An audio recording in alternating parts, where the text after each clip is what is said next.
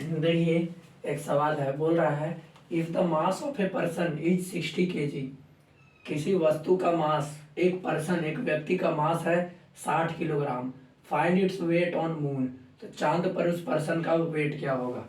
Take ji on अर्थ बराबर 10 metre per second square. हम जानते हैं कि धरती पर acceleration due to gravity 9.8 meter per second square होता है, लेकिन 9.8 लगभग 10 के बराबर तो है ही। तो इस क्वेश्चन में धरती पर एक्सेलरेशन ड्यू टू ग्रेविटी जी का मान आपको 10 metre per second square use करना है, क्वेश्चन में दे रखा है। तो देखिए, चांद पर पूछ रहा है वेट उस पर्सन का, weight of person on moon. तो वेट का फॉर्मूला क्या होता है, पर्सन का मास इनटू चांद पे निकाल रहे हैं तो चांद पर एक्सेलरेशन ड्यू टू ग्रेविटी, ठीक है ये। और हम जानते हैं कि धरती पर जितना एक्सेलरेशन ड्यू टू ग्रेविटी होता है, ठीक है ना, अगर हम चांद पर एक्सेलरेशन ड्यू टू ग्रेविटी पीछे कई बार डिस्कस किए हैं कि चांद पर जो एक्सेलरेशन ड्यू टू ग्रेविटी होता है वो धरती पर के एक्सेलरेशन ड्यू टू ग्रेविटी का 1/6 टाइम्स होता है, ठीक है ना। कि अगर चांद पर आपको एक्सेलरेशन ड्यू टू ग्रेविटी कितना होता है, तो चांद पर गुरुत्वीय त्वरण, चांद के सरफेस पर एक्सेलरेशन ड्यू टू ग्रेविटी कितना होता है, तो धरती पर का एक्सेलरेशन ड्यू टू ग्रेविटी जितना है उसको 6 से डिवाइड दे दीजिए। तो धरती पर का एक्सेलरेशन ड्यू टू ग्रेविटी का 1/6 ही एक्सेलरेशन ड्यू टू ग्रेविटी है चांद पर। तो चांद पर एक्सेलरेशन ड्यू टू ग्रेविटी कितना है, धरती पर का acceleration due to gravity divide by 6। तो चांद पर एक्सेलरेशन ड्यू टू ग्रेविटी कम आता है, धरती का 1/6 ही एक्सेलरेशन ड्यू टू ग्रेविटी है चांद पर।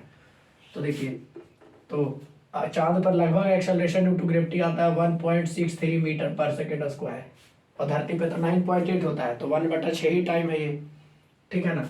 तो देखिए, इस पर्सन का मास है ना, तो पर्सन का मास कितना है 60 किलोग्राम। जी ऑन मून, चांद पर एक्सेलरेशन ड्यू टू ग्रेविटी कितना है, तो धरती पर एक्सेलरेशन ड्यू टू ग्रेविटी बटा 6। तो धरती पर एक्सेलरेशन ड्यू टू ग्रेविटी बटा 6, ठीक है ना। 60 इंटू धरती पर acceleration due to gravity g on earth, g on earth आपको कितना लेना है 10 मीटर पर सेकेंड स्क्वायर।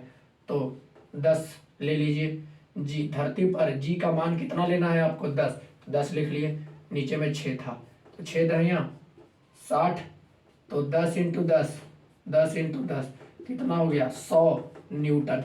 तो चांद पर उस पर्सन का वेट क्या आएगा 100 न्यूटन। मतलब समझ रहे हैं, वेट तो फोर्स होता है, इसलिए इसका एसआई यूनिट क्या आएगा न्यूटन। 60 न्यूटन वेट होगा उस पर्सन का चांद पर।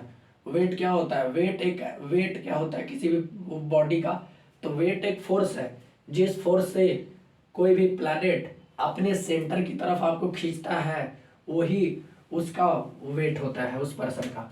तो पर्सन उस चांद पर उस पर्सन का वेट कितना है 100 न्यूटन। मतलब चांद जो होगा वो अपने सेंटर की तरफ 100 न्यूटन के फोर्स से उस पर्सन को खींच रहा होगा, अट्रैक्ट कर रहा होगा। तो चांद पर वेट कितना है उस पर्सन का 100 न्यूटन। और धरती पर वेट अगर निकालते हैं तो धरती पर वेट कैसे डिफाइन करेंगे, तो वेट एक ऐसा फोर्स है, वेट एक ऐसा फोर्स है, वेट एक बल है, वेट इज ए फोर्स। जिस फोर्स से धरती आपको अपने सेंटर की तरफ खींचती है वही फोर्स तो उस ऑब्जेक्ट का वेट कहलाता है। तो चांद पर वेट कितना निकला 100 न्यूटन, लेकिन धरती पर ज्यादा वेट आएगा, धरती ज्यादा फोर्स से खींचेगी अपने सेंटर की तरफ। क्यों, क्योंकि धरती पर जी का मान ज्यादा है, तो धरती पर जी का मान ज्यादा है तो ये प्रोडक्ट भी ज्यादा आएगा, तो वेट ज्यादा आएगा धरती पर। लेकिन हमको वो नहीं पूछ रहा था, हमको पूछ रहा था चांद पर उस आदमी का वेट कितना होगा, तो 100 न्यूटन। Option number D.